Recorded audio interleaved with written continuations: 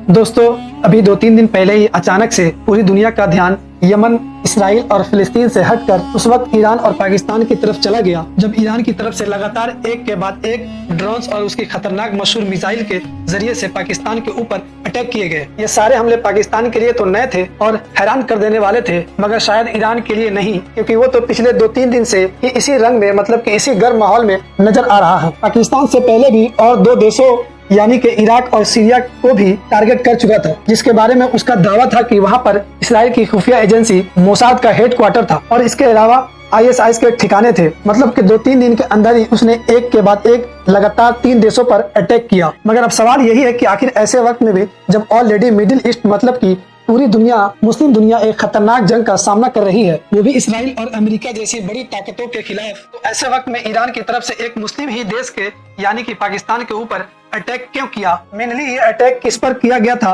और इस अटैक का अंजाम क्या हुआ, यानी वो कामयाब भी हुआ या फिर नहीं? साथ ही ये सवाल ये भी है कि जिस तरह की कंडीशन बन चुकी है, मतलब जिस तरह के हालात बिगड़ते जा रहे हैं, तो क्या सच में अब पाकिस्तान और ईरान यानी 2 मुस्लिम देश ही एक बड़ी जंग में कूदने वाले हैं? साथ ही साथ ये सवाल भी है कि अगर खुदा न खास्ता ये दोनों देश जंग में कूद भी जाते हैं तो एक दूसरे के सामने इनकी हैसियत क्या है, मतलब इन दोनों देशों में ताकतवर कौन है? तो चलिए आज के इस वीडियो में हम अपने इन सारे सवालों के जवाब जानने की कोशिश करते हैं। हिंद टीवी के नॉलेजेबल फ्रेंड, सबसे पहले तो आप लोग ये बात जानते चलिए कि जिस वक्त या फिर ये कहिए कि जिस दिन ईरान इस बड़े अटैक का तैयारी कर रहा था या तैयारी कर चुका था, उसी दिन पाकिस्तान के जो मौजूदा केयर टेकर प्रधानमंत्री है यानी कि अनवरुल हक, वो स्विट्जरलैंड के अंदर ही ईरान के फॉरेन मिनिस्टर मतलब के विदेश मंत्री से मुलाकात कर रहे थे और खूब हंसते हुए हाथ वगैरह मिला रहे थे। इतना ही नहीं, 16 जनवरी के दिन ईरान और पाकिस्तान की नेवी एक साथ मिलकर सैन्य अभियान भी किया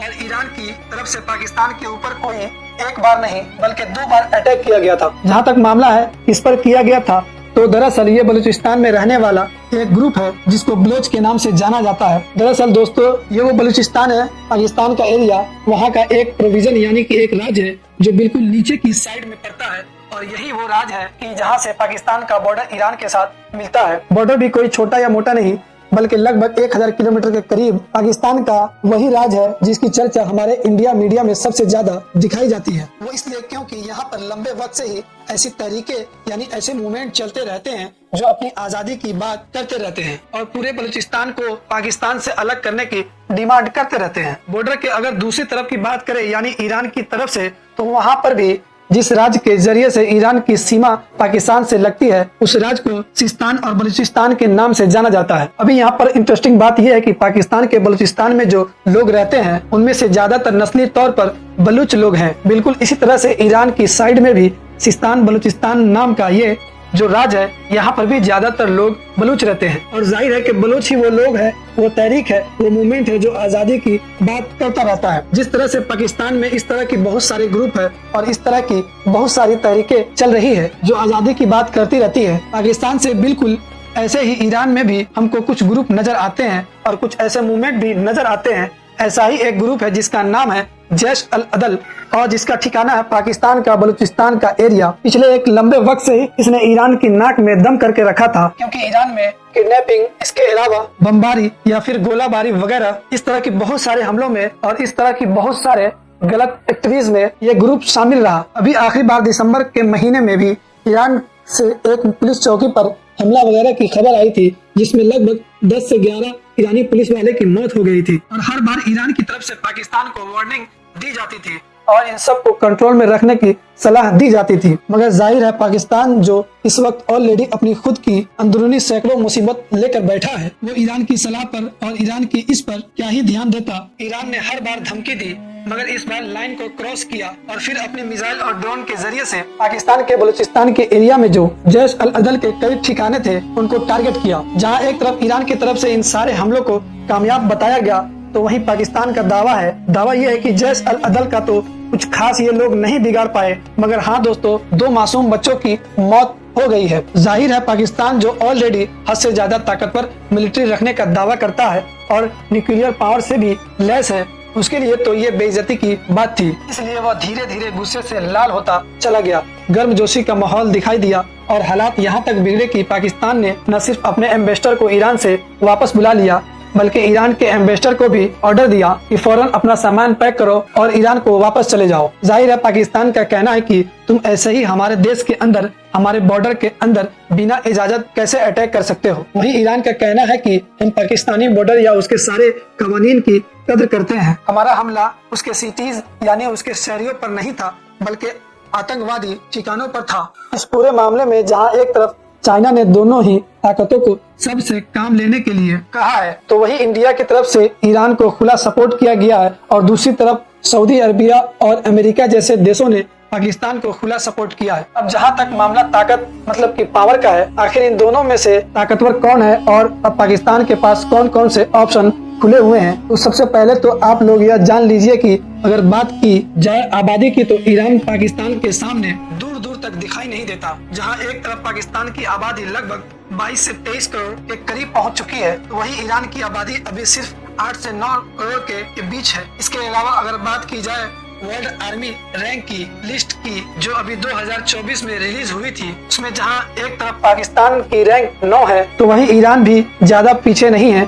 और चौथे नंबर पर मौजूद है। मगर पाकिस्तान के लिए प्रॉब्लम की बात यह है कि उसकी आड़ में हिस्टोरिकल एक लंबे वक्त से ही सिक्योरिटी की बजाय सियासत में ज्यादा इन्वॉल्व रही है। करप्शन पूरी तरीके से एंटर कर चुका है। यही वजह है कि खुद पाकिस्तान के बहुत सारे आम लोग की तरफ से भी उनकी आर्मी के बारे में अक्सर यह कहा जाता है कि इन लोगों ने जंग कभी जीती नहीं और इलेक्शन कभी हारी नहीं, क्योंकि जाहिर है हमेशा से ही पाकिस्तान आर्मी डिफेंस से ज्यादा पॉलिटिक्स पर इन्वॉल्व रहा करती है। पाकिस्तान में कौन इलेक्शन जीतेगा, कौन हारेगा, कौन गद्दी पर बैठेगा और कौन गद्दी से उतरेगा, हर कोई आर्मी की तरफ से डिसाइड किया जाता है। आज के दौर में भी पाकिस्तान में जो कुछ चल रहा है वो मुझको आप लोगों को बताने की जरूरत नहीं। वहीं दूसरी तरफ ईरान का मामला बिल्कुल उलट है। उसकी आबादी भले ही कम है, लेकिन उसके पास एक वेल एक्सपीरियंस आर्मी मौजूद है। चाहे मामला हो इराक से एक लंबी जंग लड़ने का या उसके बाद भी वह इजराइल की जैसे हमेशा से ही एक्टिव रही है। अलग अलग मोर्चे पर अलग अलग तरीके से उसको ट्रेन किया गया है। आज के दौर में जहां एक तरफ पाकिस्तान के ज्यादातर आम लोग अपनी ही पार्टी से नफरत करते हैं, क्योंकि पाकिस्तान की बर्बादी की वजह वह फौज को ही मानते हैं, तो वहीं दूसरी तरफ ईरान के लोग अपनी फौज को लेकर कितना ज्यादा सीरियस हैं और अपनी फौज से कितना ज्यादा प्यार करते हैं, इसका अंदाजा आप लोग कासिम सुलेमानी की जनाजे से लगा सकते हैं। दोस्तों, न्यूयॉर्क टाइम्स समेत अमेरिका की और दुनिया भर की और भी बहुत सारी मीडिया ऑर्गेनाइजेशन ने इससे रिलेटेड बहुत सारी रिपोर्ट छापी है, जिनसे यह पता चलता है कि पाकिस्तान के पास ज्यादा ऑप्शन भी मौजूद नहीं है। इसलिए मुमकिन है कि डिप्लोमेसी से ही काम ले और फिर इन दोनों देशों के बीच चाइना के जरिए से या किसी और के जरिए से बातचीत वगैरह हो। वजह यह है कि अगर पाकिस्तान किसी भी तरीके से ईरान के ऊपर बदले की कार्रवाई करता है तो वह जंग का खुला ऐलान होगा, और पाकिस्तान इस हालत में नहीं है कि वह ईरान से जंग करे, क्योंकि इस सूरत में सिर्फ एक नहीं बल्कि वॉर के 3 फ्रंट खुल जाएंगे। पहला इंडिया, जबकि दूसरा अफगानिस्तान के लिए से पहले ही पाकिस्तान का पंगा चल रहा है, जबकि तीसरा ईरान होगा। इसके अलावा पाकिस्तान की हालत भी इतनी ज्यादा खस्ता है कि वह ईरान जैसे एक ताकतवर और स्टेबल देश से जंग करने की इजाजत तो छोड़िए, बल्कि किसी भी देश से एक छोटी से छोटी झड़प करने की भी इजाजत नहीं देगी। इसके अलावा यह भी देखा गया है कि इस पूरे मामले से सबसे ज्यादा फायदा अमेरिका और इसराइल को मिल सकता है। वह इस तरह से क्योंकि पाकिस्तान में जो इस वक्त केयर टेकर प्रधानमंत्री हैं, वह अमेरिका के इन्फ्लुएंस में ही काम कर रही है। यही वजह है कि इमरान खान और उनकी पार्टी जो अमेरिका के खिलाफ खुलकर बोला करती थी, उसको पूरी तरीके से तहस नहस कर दिया गया। तो इसलिए मुमकिन है कि आने वाले दिनों में हम देखें कि अमेरिका पाकिस्तान आर्मी से मिलकर और उसकी मदद करना शुरू करे, यानी कि हथियारों से या फिर पैसा वगैरह से, ताकि वह ईरान के खिलाफ एक नया फ्रंट खोले और इस तरह से ईरान की पूरी तरीके से पाकिस्तान वाले बॉर्डर पर बिजी हो जाए। और जाहिर है कि पाकिस्तान को ऐसा करने की खुद ईरान ने ही वजह दी है, और अमेरिका और इसराइल ऐसा इसलिए चाहेंगे क्योंकि हम सभी जानते हैं कि इसराइल एक लंबी और बड़ी और खतरनाक जंग में फंसा हुआ है, और जितने भी लोग इस जंग में उसके खिलाफ हैं वो चाहेंगे कि हूथी हो, हिजबुल्ला हो या फिर गाजा के अंदर मौजूद हमास हो, इन सभी का डायरेक्टली या फिर इनडायरेक्टली मददगार ईरान को ही माना जाता है। लेकिन फिलहाल खबर आई है कि पाकिस्तान ने ईरान पर हमला कर दिया है, लेकिन उसकी अपडेट हम आपको नेक्स्ट वीडियो में बात करेंगे। तो दोस्तों, इस वीडियो को हम यहीं पर खत्म करते हैं। आप लोगों से दरखास्त है कि आप लोग हमारे चैनल पर अगर नए हैं तो चैनल को सब्सक्राइब जरूर कर ले और ऑल पे क्लिक कर दे, और हमें फेसबुक पे देख रहे हैं तो फॉलो जरूर कर ले, ताकि आने वाली हर नई वीडियो आप तक आसानी से पहुंच सके।